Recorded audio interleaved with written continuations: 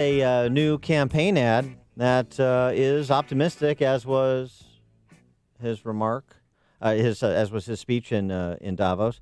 Very optimistic. The best is yet to come. Best is yet to come. I think that's a song. The best is best. The best B-I. Wait. Best. Oh, you're trying to do the acronym. C. Bitsy. I don't know if it has the same.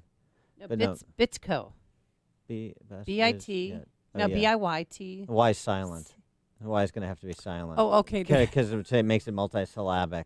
Oh, I hate when you go multisyllabic on me. It's kind of rude. Well, I'm just trying to think of lady. You got to have hashtags. By the way, did you see the first episode of the new season of Curb Your Enthusiasm? I haven't. Honestly, it stays fresh. I love that show, even though it's Larry David's a lib and all that stuff. And he's related to Bernie Sanders. But they've got to be first cousins. But yeah. But there's a MAGA hat feature to the season premiere of Curb Your Enthusiasm, which is actually I'll really watch funny. it this afternoon. But anyway, I digress to Trump's new web ad. The forgotten men and women of our country will be forgotten no longer. The time for empty talk is over. Now arrives the hour of action.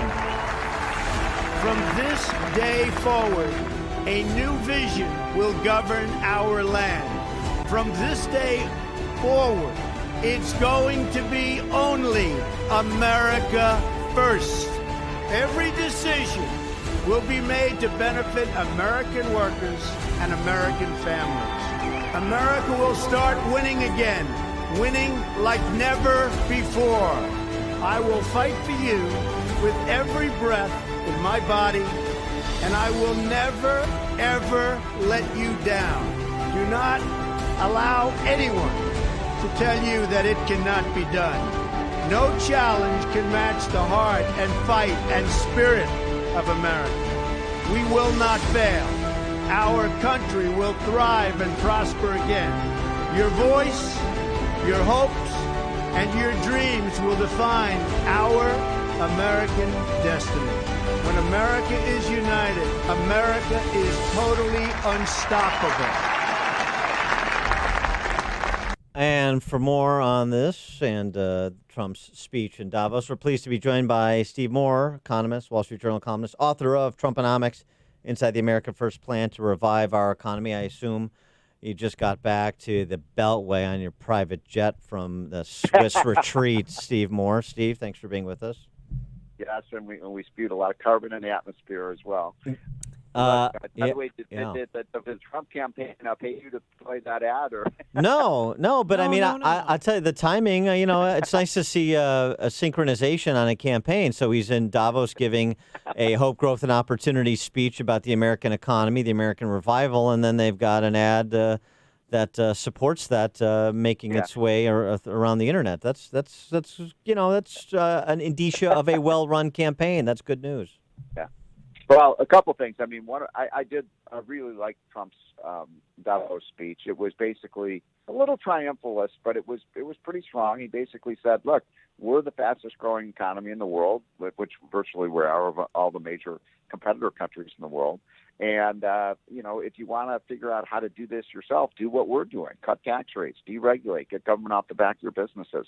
And then what I thought was actually most interesting about the speech, and my left-wing friends are still hyperventilating about this, is he was very dismissive of the climate change fanaticism that has taken over Europe and so much Asia. And one thing he said that I thought was really interesting, Dan Mamie, was he said, look at the predictions these people have made over the last 25 and 30 years.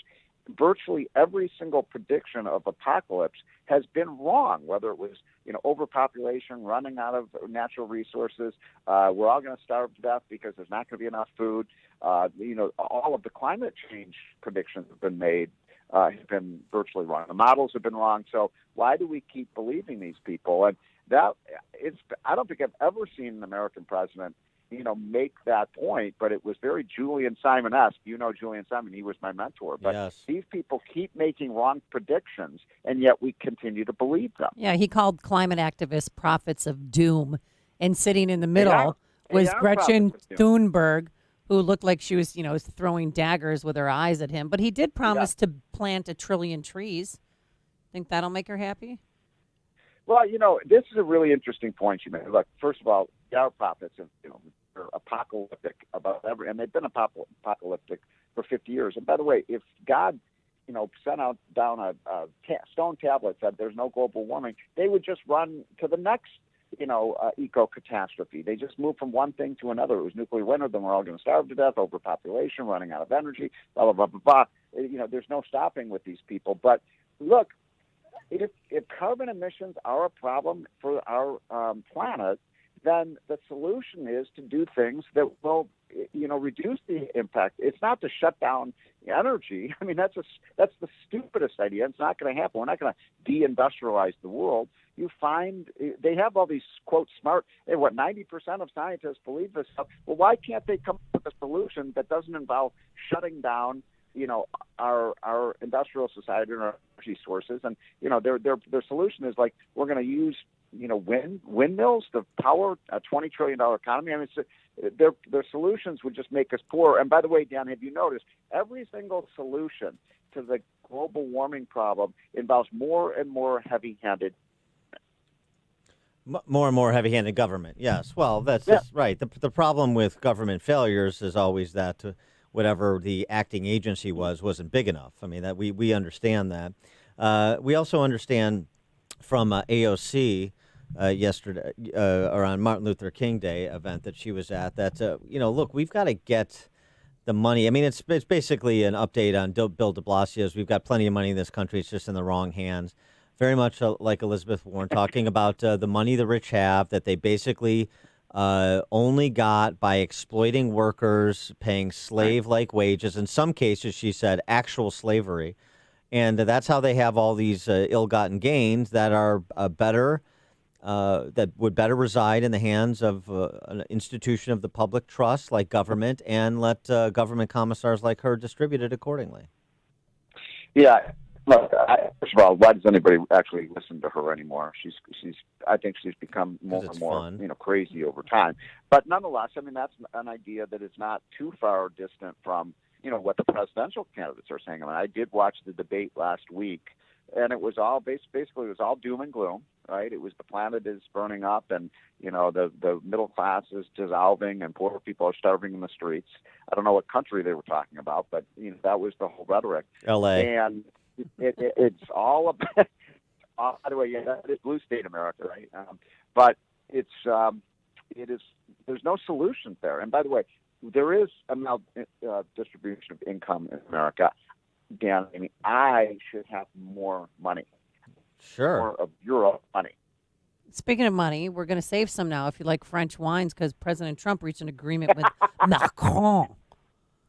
Yeah, he won a big victory there. Thank you for bringing that up, Amy. So for those who aren't following this, the French were going to impose a huge tax on American technology companies like Amazon and like, Facebook and Google. And this is an illegal tax you're imposing on American tech companies. And he said, if you keep this up, we're not going to buy any of your wine. And boy, did that get the French to take notice. And they backed down. Yeah, well, exactly. I mean, my Bordeaux bill would go through the roof if that went on any further, and I just that's a bridge too far for me. It's And by the way, I'm not going to let you off the hook. You were not here. I think you were in sunny Mexico or something last week. But, yeah. Moore was right. Wait, what's that? I was wrong about the trade stuff, because it looks like Donald Trump has gotten a great trade deal with China, and you said it wasn't going to happen. No, I didn't say that. I said that's not what I said. And by the way, there's 2 studies out this week, Steve, as you well know, that suggest that the tariffs that were imposed were all paid by U.S. consumers. Just about all. The incremental increase in taxes were paid by U.S. consumers. It wasn't growth positive. Of course it wasn't. It's a tax.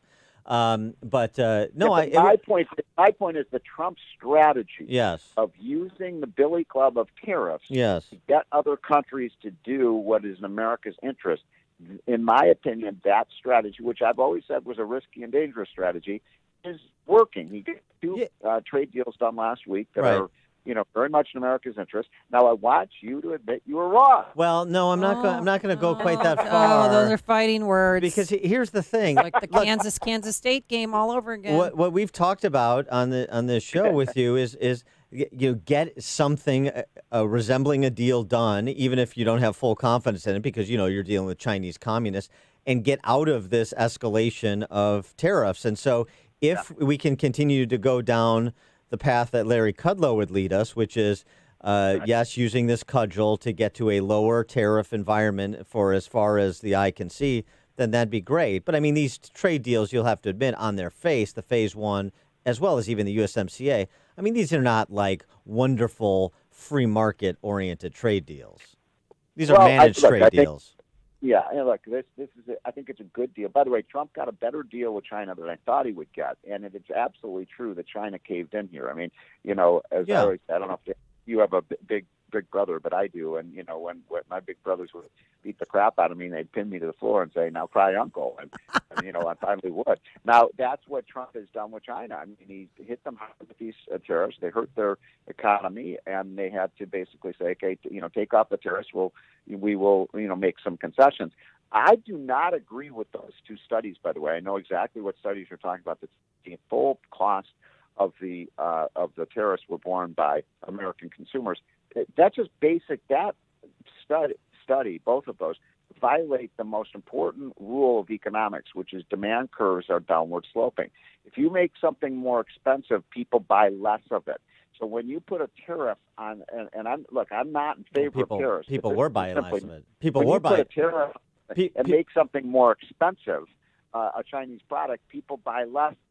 And that's what was happening. And as a result of that, Chinese factories were moving out of China. They were moving to places like Vietnam and India and Thailand to get it so that they could get around paying those tariffs. So I don't see how they can say 100% of it was borne by American consumers. Well, there was an exception for steel, but it wasn't much of an exception. And yes, I mean, I don't want to get into a microeconomics debate with you here. Again, I fully respect you have the Milton Friedman position on trade, and Milton Friedman was the greatest economist since Adam Smith. So I fully respect your position.